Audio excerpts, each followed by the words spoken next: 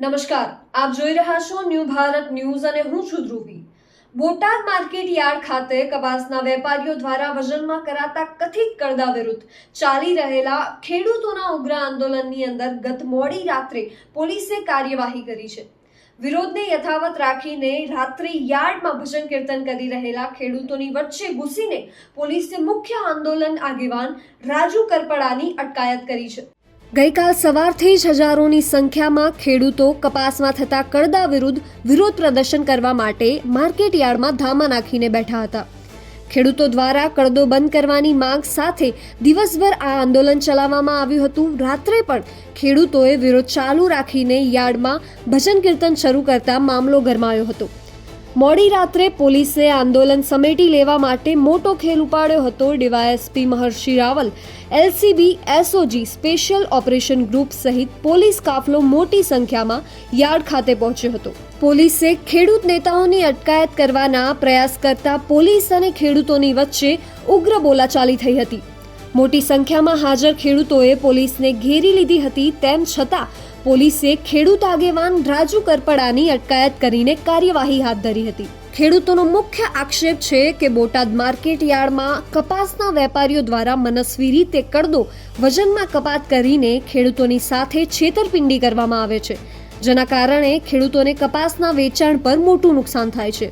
આ કરદો તાત્કાલિક બંધ કરવામાં આવે તેવી ખેડૂતોની મુખ્ય માંગ હતી। ત્યારે આ વિષયને લઈને વધુમાં ઈસુદાન ગઢવીએ શું કહ્યું સાંભળીએ। પાર્ટીની પત્રકાર પરિષદમાં આપ સૌનું સ્વાગત છે। મિત્રો, ગત રોજ બોટાદ માર્કેટિંગ યાર્ડમાં અમારા ખેડૂત નેતા આમ આદમી પાર્ટીના કિસાન સેલના પ્રદેશ અધ્યક્ષ રાજુભાઈ કરપડાને આગેવાનીમાં ત્યાં બોટાદમાં કરદામાં જે ખેડૂતોને લૂંટ ચલાવે છે, કરદો એટલે આપને સમજાવી દઉં કે જે રીતે કપાસનો ભાવ 1300 રૂપિયા નક્કી થયું હોય, પહેલા વેપારીઓ બધા રિંગ બનાવીને ચેક કરી લે, 1300 રૂપિયા કપાસનો ભાવ નક્કી થયું હોય અને એ ભાવ નક્કી થયા પછી એ અડધો કપાસ લીધા પછી એવું કહે કે આ બાકીનું 150 મણ છે એ ભેજવાળું છે, એ બરોબર નથી, એ સારું નથી, એમ કરી અને એ પાછો 1100 રૂપિયામાં ખરીદે, એટલે કે 100 રૂપિયા 200 રૂપિયા ઓછા આપે ને કરદો કહેવામાં આવે ખેડૂતની ભાષામાં। કરદા રાજથી હજારો કરોડનું કૌભાંડ ભાજપના મળતિયાઓ જે યાર્ડમાં બેસી ગયા છે એ લોકોએ કર્યા છે। બીજું કે એવી પણ એક બનાવવામાં આવે કે ખેડૂત કપાસ લઈને આવશે, જણસ લઈને પોતાના માર્કેટિંગ યાર્ડમાં આવશે, પછી ખેડૂતને કહેશે કે તારો આ કપાસ ચાલે એમ નથી અથવા તારી આ જણસ ચાલે એમ નથી, કામ કરો હવે તમે મારી મિલે પહોંચાડી દેજો। એટલે 30 કિલોમીટર દૂર મિલ હોય ત્યાં જવું પડે। ત્યાં જવા બાદ પણ ભાવમાં પાછો ઘટાડો કરી નાખે તો ખેડૂત ફરીથી ક્યાં જાય? એટલે આ બે માંગોની સાથે માનનીય અમારા રાજુભાઈ અને તમામ આગેવાન ટીમ ત્યાં ગઈ હતી। હજારો ખેડૂતો આપણે કાલે જોયું હશે એકઠા થયા હતા અને એ માંગો ઓરલી સ્વીકારી, પરંતુ લેખિતમાં આપવાની ના પાડી ભાજપના કહેવાથી। મને લાગે છે કમલમમાંથી ફોન આવ્યો છે અને તમામ યાદો ઉપર ભાજપના નેતાઓ બાહુબલીઓએ કબજો કરી લીધો છે અને આખા ગુજરાત અને એપીએમસીઓમાં લૂંટ ચલાવે છે ભાજપના નેતાઓ, ચારે બાજુથી લૂંટે છે। ન માત્ર કપાસમાં પરંતુ અલગ અલગ રીતે કે ભાઈ આમાં આટલી કડ છે મગફળીમાં, 2 કિલો ઓછી કરે, 200 ગ્રામ ઓછું કરે, બારદાનોમાં ગડબડો કરે, બારદાનોના વજનમાં ગડબડ કરે, આખું નેટવર્ક ચલાવે છે। હજારો કરોડનું કૌભાંડ આ ખેડૂતોની જણસ ખરીદવામાં ભાજપના નેતાઓ કરી રહ્યા છે। તો કમલમથી ફોન આવ્યો હશે, એમણે લેખિતમાં ના પાડી દીધી। અમારા આગેવાનોએ નક્કી કર્યું કે ખેડૂતોનો પ્રશ્ન જ્યાં સુધી સોલ્વ ન થાય ત્યાં સુધી રાજુભાઈ કરપડાએ ત્યાં ધરણા ઉપર બેસવાની એલાન કર્યું અને જ્યાં એલાન કરે છે ત્યાં હજારો ખેડૂતો પણ સાથે બેસી જાય છે।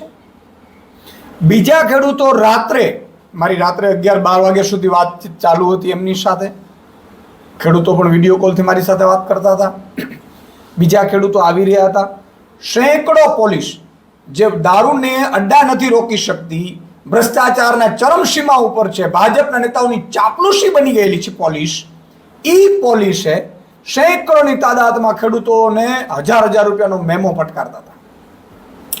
રાત્રે ત્યાં મેમો હજારનો લઈને પણ ખેડૂતો આવ્યા, અને આવ્યા બાદ રાત્રે 3 વાગે જાણે આતંકવાદી હોય એવી રીતે ભાજપની ઈશારે પોલીસ ખાબકે છે. રાજુભાઈ કરપડાને ઉપાડીને અજ્ઞાત સ્થળે લઈ જાય છે. પછી રાત્રે 3 વાગે જ્યારે મેં આગેવાનો સાથે ખેડૂતો સાથે વાત કરી તો એપીએમસી ઉપરથી તાળું મારીને પોલીસ ભાગી ગઈ, ખેડૂતોને બંધક બનાવી દીધા.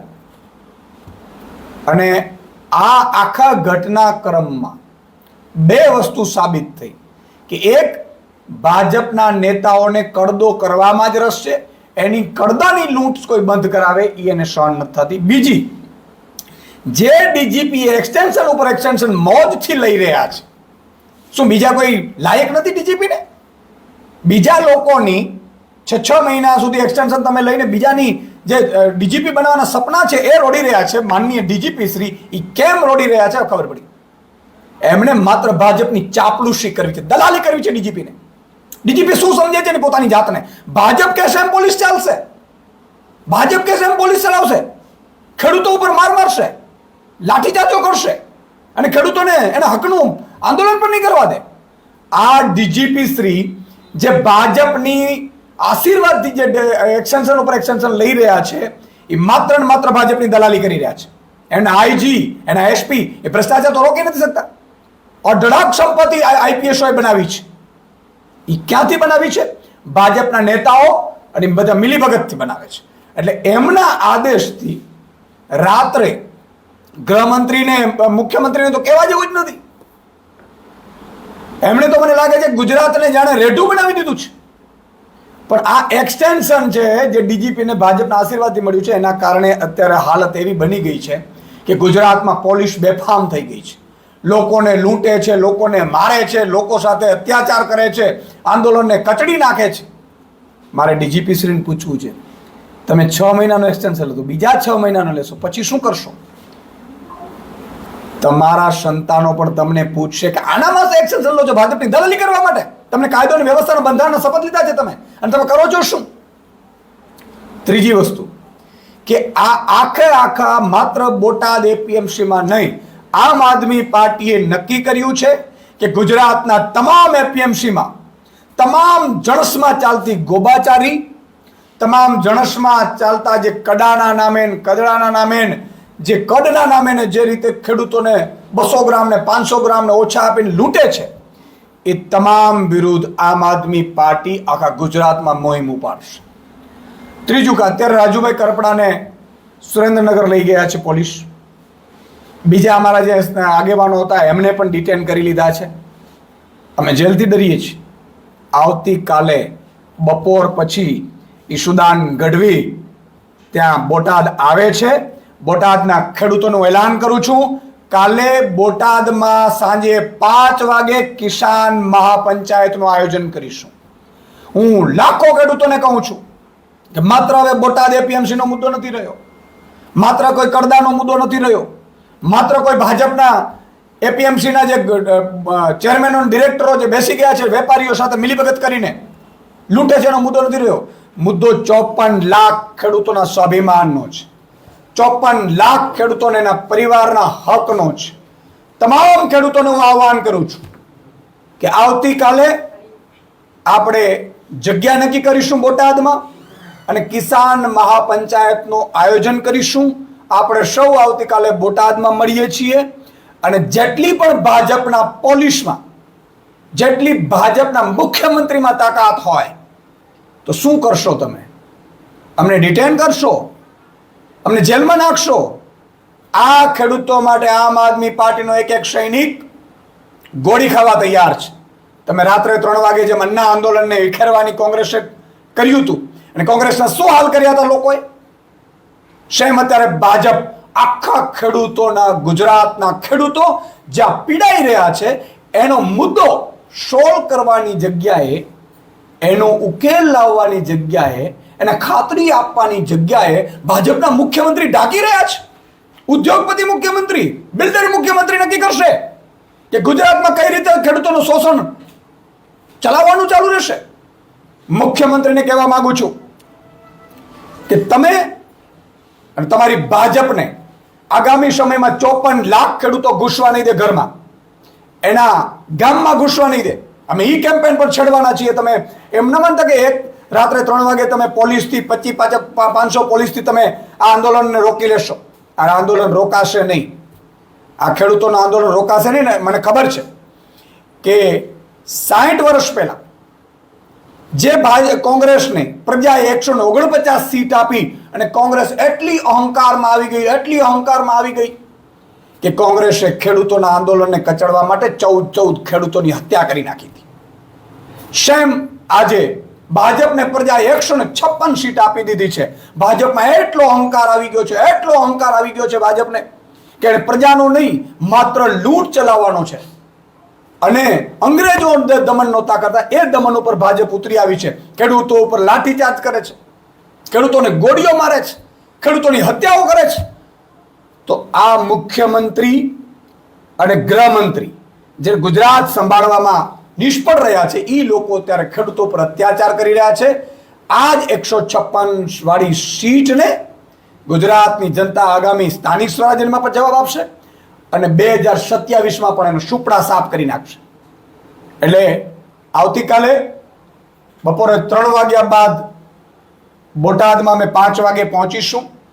હું તમામ ખેડૂતોને આહ્વાન કરું છું કે બોટાદમાં કિસાન મહાપંચાયતનું આયોજન કરીએ. આપણે સૌ મળીને ખેડૂતો એકઠા થઈએ. તમારી ને મારી જે હકની લડાઈ છે એ લડવામાં ભાજપ પર જેટલો પણ લાઠીચાર્જ કરવો એટલો કરી લે, જેટલી ગોળીઓ વરસાવી એટલે વરસાવી લે. આ મહાપંચાયત આપણે કરીને રહેશું અને અહીંથી અટકીશું નહીં. ગુજરાતના તમામ એપીએમસીઓમાં ચાલતા કૌભાંડો, મને હજારો ખેડૂતોના ગઈકાલથી ફોન આવ્યા છે.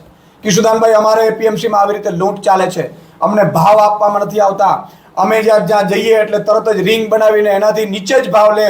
ઊંઝા એપીએમસી હોય, ઉત્તર ગુજરાતના એપીએમસી હોય, સૌરાષ્ટ્રના એપીએમસી હોય, બધામાંથી ફરિયાદો આવી રહી છે. તમામ ફરિયાદોમાં ખેડૂતોને હું આશ્વાસન આપું છું કે એક એપીએમસીમાં ચાલતા કડદાઓની, કૌભાંડોની તમને પરેશાન કરવામાં આવે, તમારી પાસે ચાર્જ લેવામાં આવે છે, રિંગ બનાવીને ચાર્જ લેવામાં આવે છે.